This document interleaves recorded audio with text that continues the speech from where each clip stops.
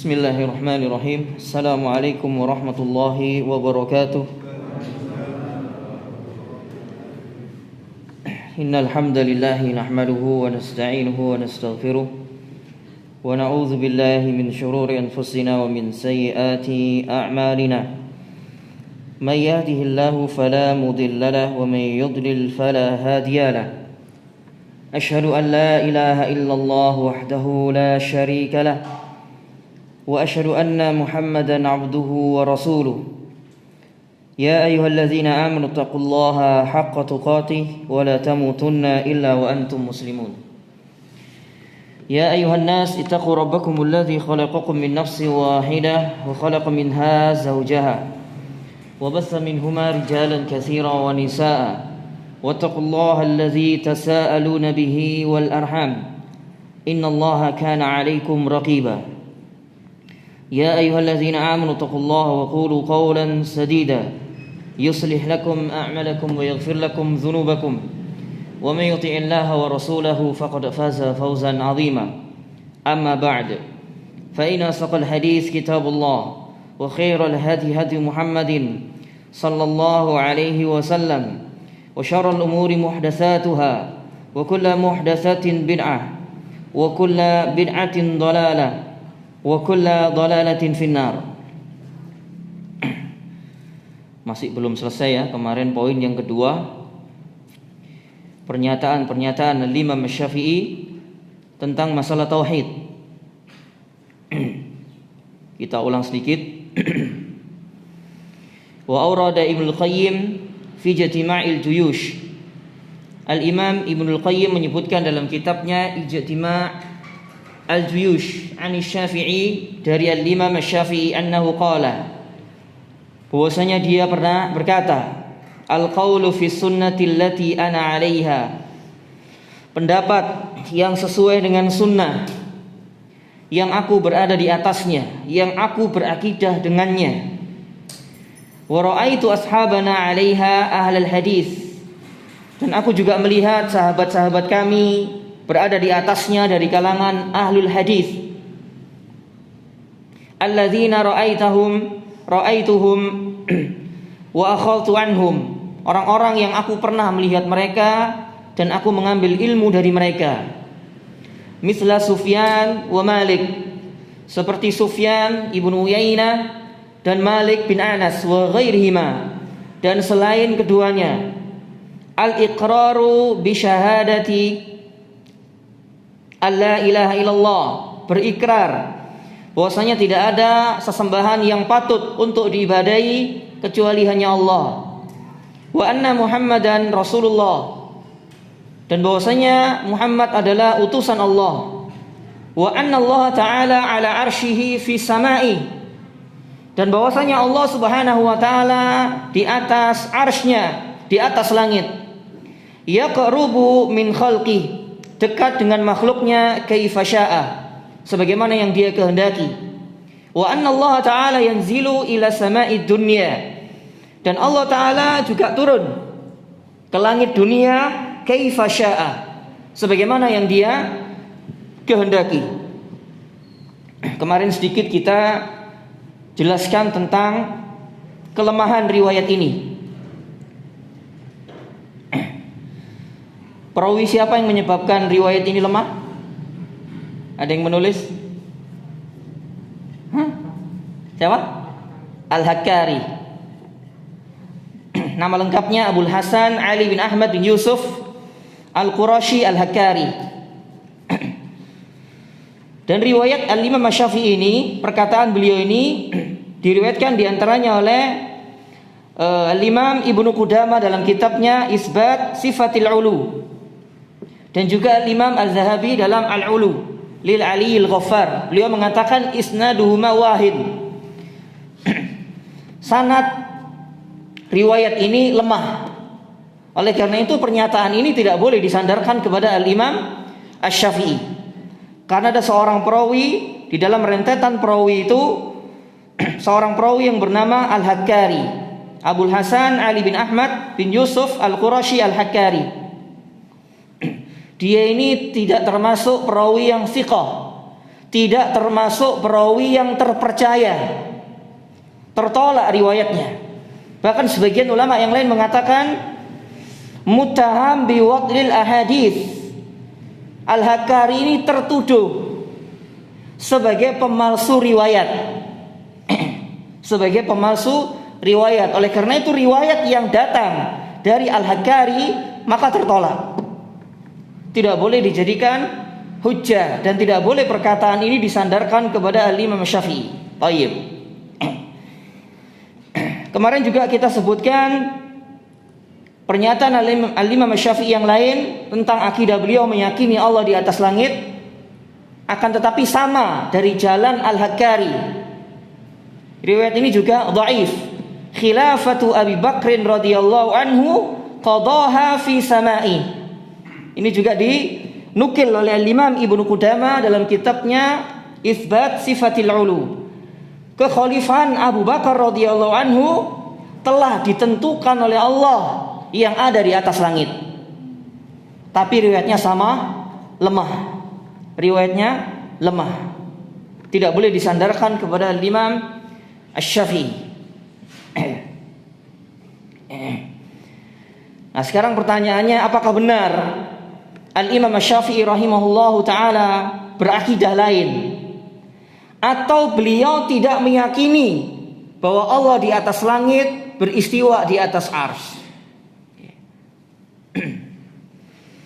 Jawabannya adalah akidah beliau, khususnya dalam masalah yang kita bahas ini, sifat ketinggian Allah di atas semua makhluknya, adalah sesuai dengan akidah salaf, akidah para imam sebelumnya sampai generasi para sahabat. Akidah beliau sesuai dengan para imam-imam ahlus sunnah sebelumnya, dari kalangan para sahabat, para tabi'in, tabi'ut tabi'in, meyakini bahwa Allah di atas langit, beristiwa di atas arsy. Bagaimana untuk membuktikan bahwa beliau meyakini demikian? Lah, untuk mengetahui seperti itu, untuk mengetahui akidah seorang imam, apalagi imam terdahulu, dapat diketahui dengan 3 cara. Kemarin apa yang pertama? Membaca dan meneliti karya tulisnya. Al-Imam Syafi'i mempunyai 2 karya tulis yang terkenal, dan Ar-Risalah. Bisa diteliti karya tulisnya, dibaca, dipelajari apabila dia meninggalkan karya tulis. Kemudian yang kedua, melihat riwayat-riwayat yang sahih, yang bersambung sampai kepadanya, dan bukan riwayat yang lemah, palsu, atau bahkan sama sekali tidak ada asal usulnya. Seperti banyak beredar di tengah-tengah muslimin bahwa Al-Imam Syafi'i mengatakan Allahu mawjudun bila makan. Allah itu ada tapi tidak bertempat. Ini sama sekali tidak ada asal usulnya dari Al-Imam Asy-Syafi'i. Dinukil dari kitab ke kitab, dinukil dari mulut ke mulut, tersebar di tengah-tengah muslimin, dan sebagian mereka menyandarkan loh ini akidah Imam Syafi'i. Padahal sama sekali bukan perkataan Al-Imam Asy-Syafi'i. Tidak ada sanad yang bisa diperiksa, sama sekali tidak ada. Hanya nukilan-nukilan saja tanpa sanad. Namun itu disandarkan kepada Al-Imam Asy-Syafi'i. Seperti yang dinukil oleh Al-Qushairi dalam salah satu kitabnya, bahwa Imam Syafi'i mengatakan Allah itu ada tanpa tempat. Inilah aslalahu. Tidak ada asal usulnya dari Al-Imam Asy-Syafi'i. Terus kemudian yang ketiga, melihat bagaimana akidah murid-muridnya. Melihat bagaimana akidah murid-muridnya. Karena secara umum akidah yang dianut murid-muridnya tidak berbeda dengan akidah gurunya, kan begitu. Nah, dengan menelusuri 3 cara inilah akan diketahui akidah seorang imam. Seperti apa akidahnya? Seperti apa akidahnya? Jamaah sekalian rahimani wa rahimakumullah, untuk membahas yang seperti ini, ya, apalagi ini perkara-perkara besar, perkara-perkara keimanan, perkara akidah, maka seseorang seharusnya yang pertama itu bisa bersikap insaf, bersikap jujur dan adil, tidak ta'assub, tidak fanatik kepada siapapun, tidak fanatik kepada kelompok atau golongan apapun, kecuali yang sesuai dengan kebenaran Al-Quran dan Sunnah. Apalagi perkara besar ini, nanti akan kita pertanggungjawabkan di hadapan Allah. Lebih-lebih seorang ustadz, seorang dai, seorang mubalik membahas perkara besar, dia harus insaf, jujur dan adil. Ini yang pertama. Yang kedua, tidak boleh membahas perkara-perkara besar ini ada sedikit pun yang disembunyikan dalam menyampaikan agama Allah. Tidak boleh. Harus transparan apa adanya. Katakan yang hak-hak, batil-batil. Tidak boleh ada yang ditutup-tutupi, tidak boleh. Apalagi perkara besar loh ini, perkara iman. Nanti akan kita pertanggungjawabkan di hadapan Allah. Sampai kita salah meyakini suatu keyakinan dalam agama ini, akan menjadi masalah besar di hadapan Allah nanti di hari kiamat. Allah Subhanahu wa ta'ala dalam beberapa ayat dalam Al-Quran telah mengancam orang-orang yang menyembunyikan apa-apa yang Allah ta'ala turunkan. Tentunya orang menyembunyikan ilmu itu berbagai macam motif, berbagai macam motif. Wedi ditinggal muridnya, wedi gak diundang maneh, ya, atau mungkin yang lainnya, motif-motif yang lainnya. Sebagaimana Allah Subhanahu wa taala berfirman dalam surah Al-Baqarah, "Innal ladzina yaktumuna ma anzalna minal bayyinati wal huda min ba'di ma bayyanahu lin-nas fil kitab." Sesungguhnya orang-orang yang menyembunyikan apa yang kami turunkan berupa keterangan-keterangan yang jelas, petunjuk Allah Subhanahu wa taala, setelah kami menerangkannya kepada manusia di dalam Alkitab. Maka orang-orang yang menyembunyikan ilmu itu, ulaika yal'anuhumullah, mereka adalah orang-orang yang dilaknat oleh Allah, wa yal'anuhumul la'inin, orang-orang yang dilaknat oleh orang-orang yang melaknat.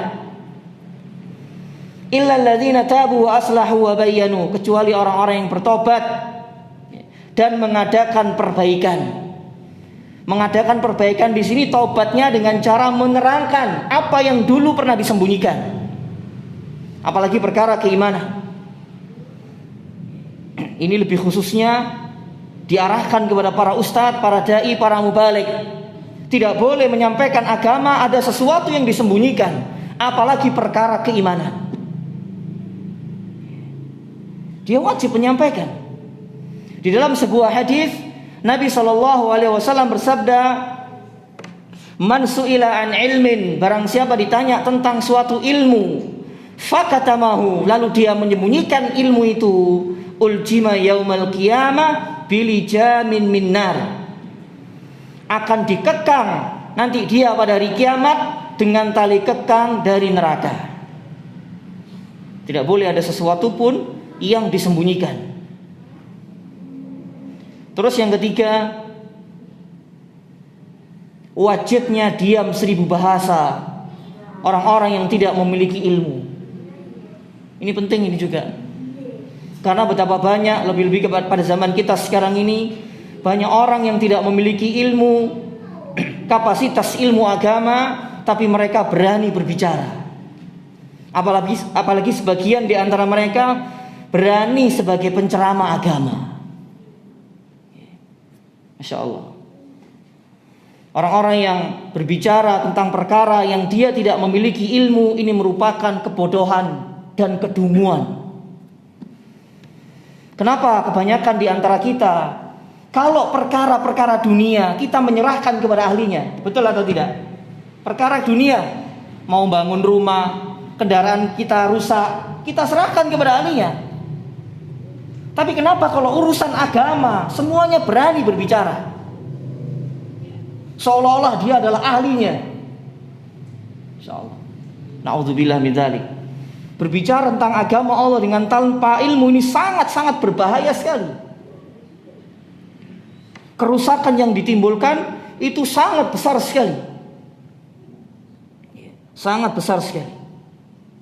Oleh karena itu wajib diam 1000 bahasa bagi orang-orang yang tidak memiliki ilmu. Yang memiliki ilmu dia bersikap adil dan tidak boleh ada sesuatu pun yang disembunyikan dari agama Allah ini. Sampaikan kepada umat apa adanya. Seandainya apa yang dia sampaikan itu bertentangan dengan masyarakat yang ada, dia wajib menyampaikan.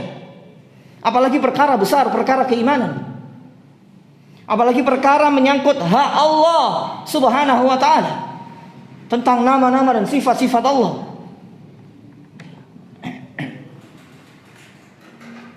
Ini harus diperhatikan.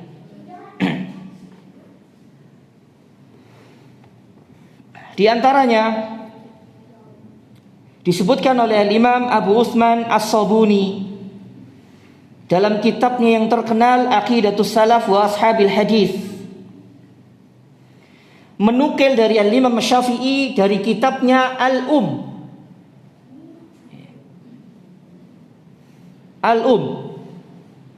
di bab memerdekakan budak. Di sini kata Imam Abu Utsman As-Sabuni, beliau mengatakan wa imamuna Abu Abdullah Muhammad bin Idris Asy-Syafi'i radhiyallahu anhu. Lihat. Imam kami, karena beliau termasuk salah seorang imam atau ulama Syafi'iyah, Abu Utsman As-Sabuni, penulis kitab Aqidatus Salaf wa Ashabil Hadis. Imam kami Abu Abdullah Muhammad bin Idris Asy-Syafi'i, semoga Allah meridhoinya, ihtajja fi kitabihi Al-Mabsut. Beliau berhujjah di dalam kitabnya Al-Mabsut. Yang dimaksud Al-Mabsut di sini Al-Um. Fi mas'alati i'taqir raqabatil mu'mina fil kaffarah. Di dalam permasalahan memerdekakan budak wanita. Wa anna ghairal mu'mina la yasihu takfir biha. Dan bahwasanya selain mukminah maka tidak dibenarkan membayar kafarah. Bi khabari Muawiyah ibnil Hakam, sebagaimana hadis dari jalur sahabat Muawiyah bin Al-Hakam. Sebagaimana hadis yang terkenal juga dikeluarkan oleh Imam Muslim dalam sahihnya. Ketika Nabi SAW bertanya, Aina Allah? Di manakah Allah? Dalam redaksi milik Al-Imam Asy-Syafi'i dalam kitabnya Al-Um, si wanita ini mengatakan fa asyarat ilaihi wa ilas sama. Wanita ini berisyarat ke atas langit. Dalam redaksi Muslim, budak wanita ini mengatakan fis sama. Fis sama. Wa man ana, siapa aku? Annaka Rasulullah alladzi fis sama. Dalam redaksi Imam Syafi'i. Dalam redaksi Imam Muslim, anta Rasulullah. Adapun dalam redaksi ini, annaka Rasulullah alladzi fis sama. Engkau adalah utusan Allah yang ada di atas langit. Faqala sallallahu alaihi wasallam, a'tiqha fa innaha mu'minah. Wahai Muawiyah, merdekakan si budak ini, sesungguhnya dia adalah wanita apa? Yang beriman. Insyaallah. Di sini menunjukkan bahwa akidah Imam Syafi'i tentang sifat ketinggian Allah di atas langit sebagaimana akidah para imam sebelumnya. Beliau meyakini Allah di atas langit.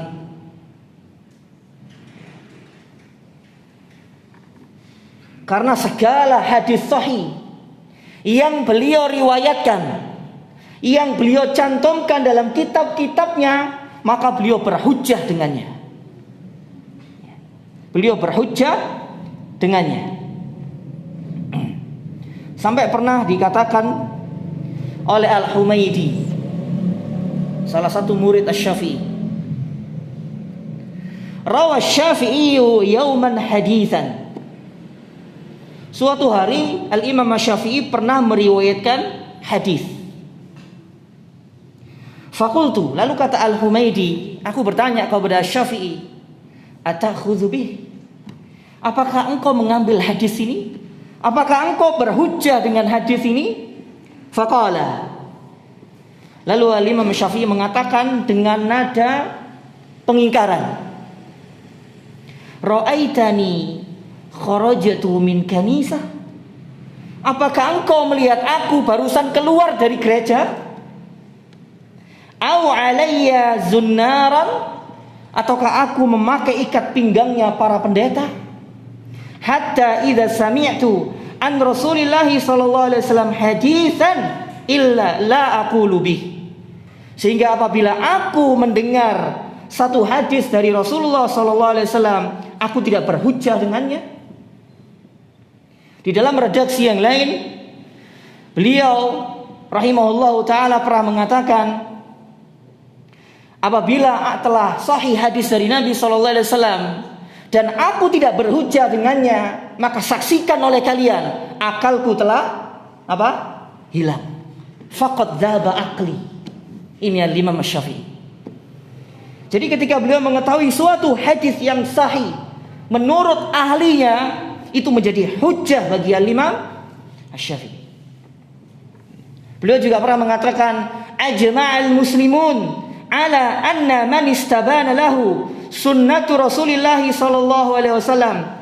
Sepakat seluruh kaum muslimin bahwasanya seseorang apabila telah jelas baginya sunnah Rasulullah sallallahu alaihi wasallam, lam yahilla lahu an yada'a liqauli ahadin. Tidak halal bagi seseorang meninggalkan ucapan Nabi sallallahu alaihi wasallam karena mengikuti orang lain. Nah, ini Asy-Syafi'i.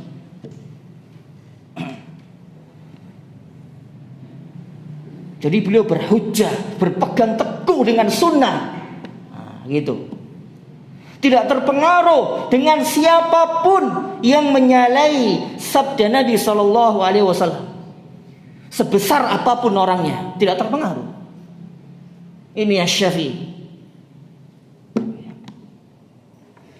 Demikianlah sikap para ulama salaf terdahulu. Bahkan sebagian di antara mereka tidak mau berbicara seumur hidup mereka dengan orang-orang yang menentang hadis ketika hadis disampaikan kepada mereka, meskipun itu anaknya sendiri. Sampai demikian. Abdullah bin Umar pernah menyampaikan sifat haji Nabi SAW. Kemudian ada seseorang yang mengatakan, loh, tapi Abu Bakar dan Umar tidak seperti apa yang kamu sampaikan. Kata Abdullah bin Umar, hampir-hampir saja kalian turun atas kalian hujan batu. Aku menyampaikan qala Rasulullah sallallahu alaihi wasallam, kalian membantah dengan perkataan Abu Bakar dan Umar. Tegas mereka. Tidak main-main masalah hadis. Beginilah sikap seorang muslim seharusnya dalam mengikuti sunnah. Tidak terpengaruh. Tidak terpengaruh.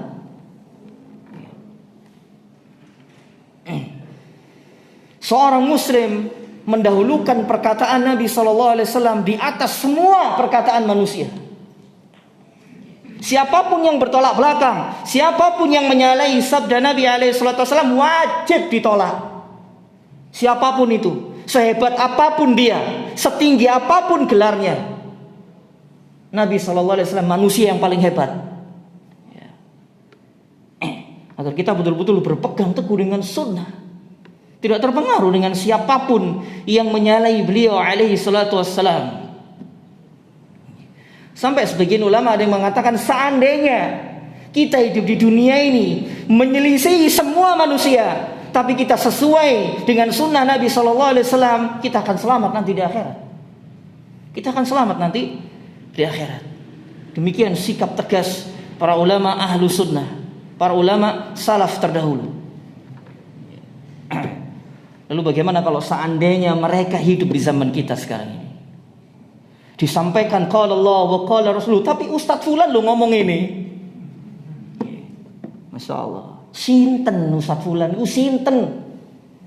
Wong si tas wingi, tas iso sisi wingi telah membantah firman Allah dan sabda-sabda Nabi-Nya sallallahu alaihi wasallam. Sinten Ustadz itu? Ya.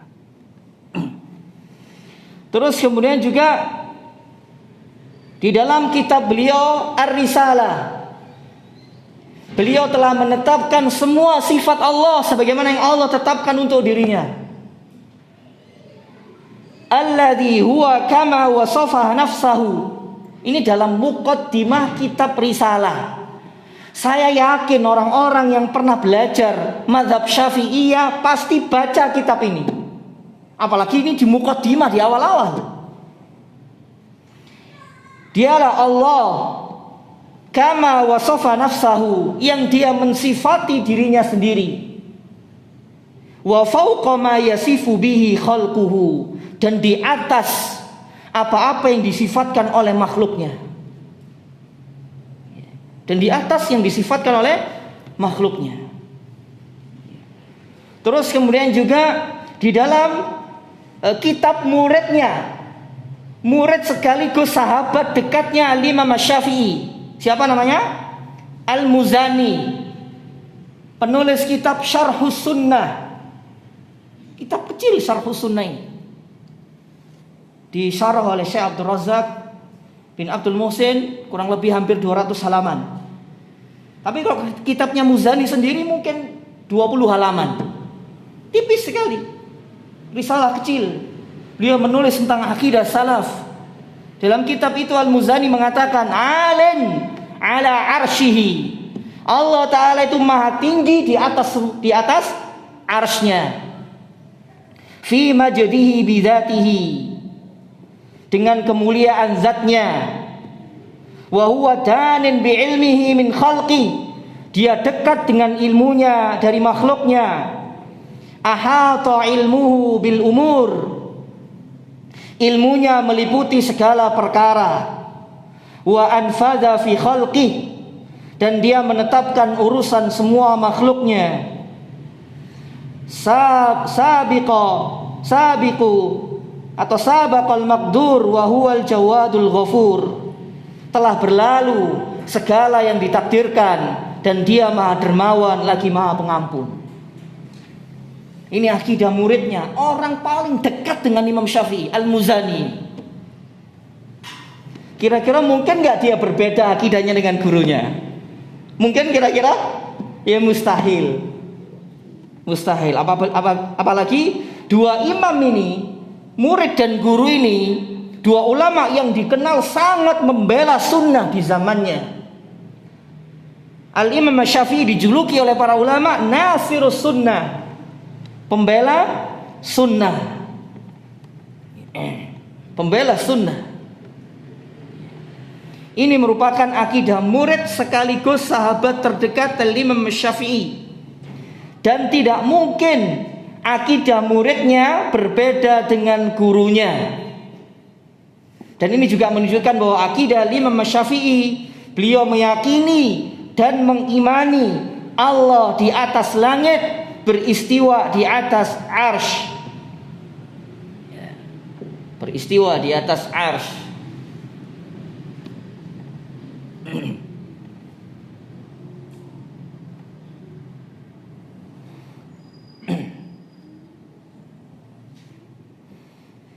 Orang-orang yang mengingkari sifat ketinggian Allah di atas arsy, mereka adalah ahlul bid'ah dari kalangan umat ini.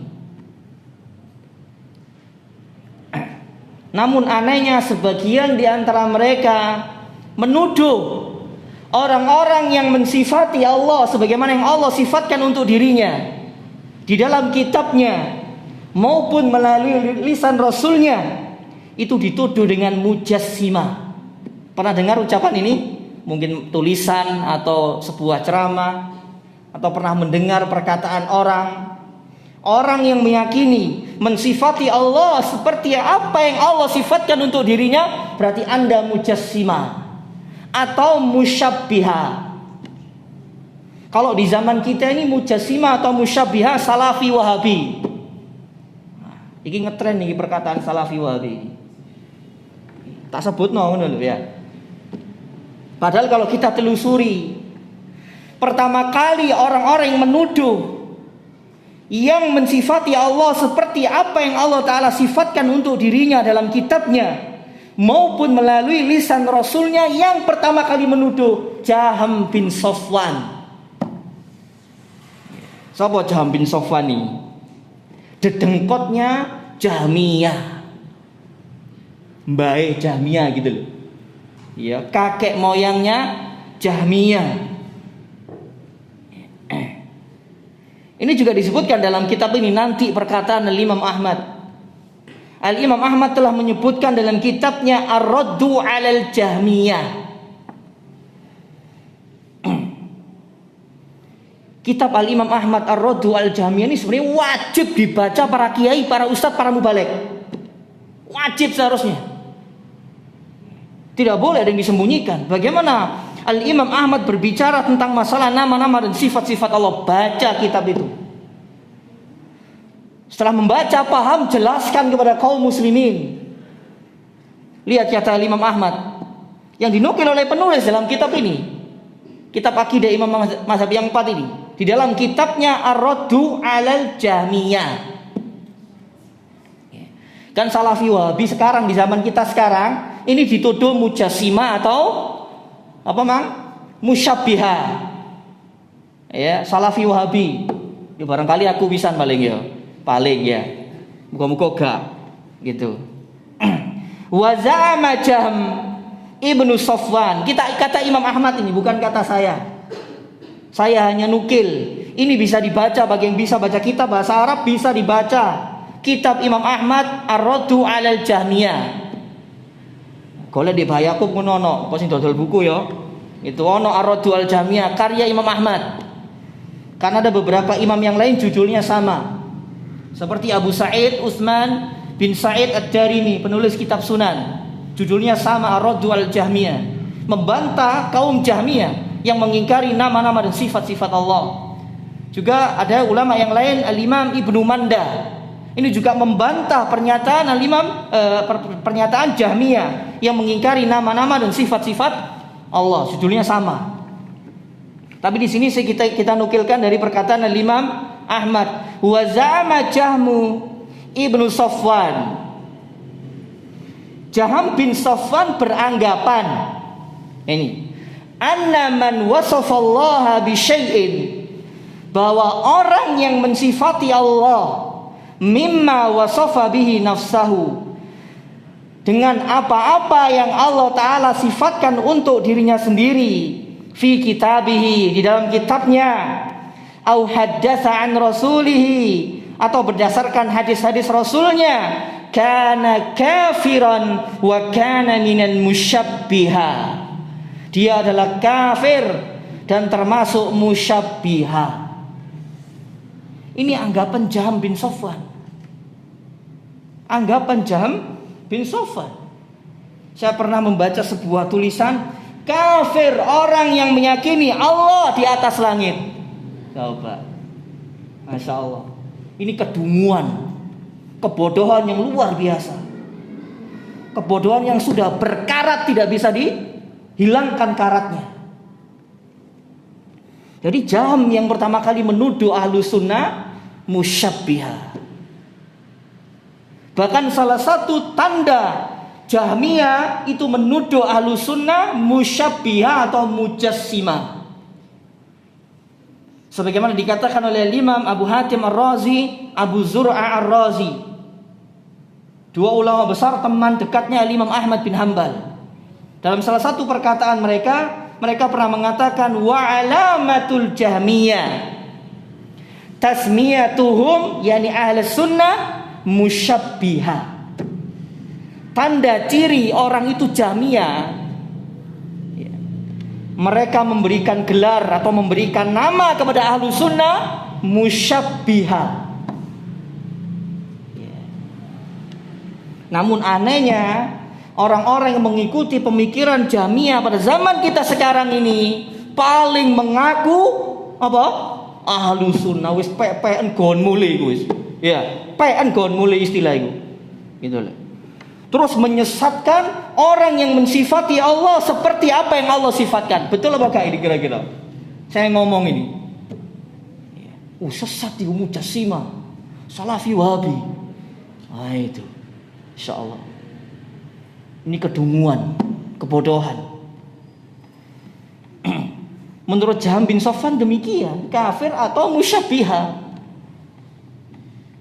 Kafir atau musyabbiha.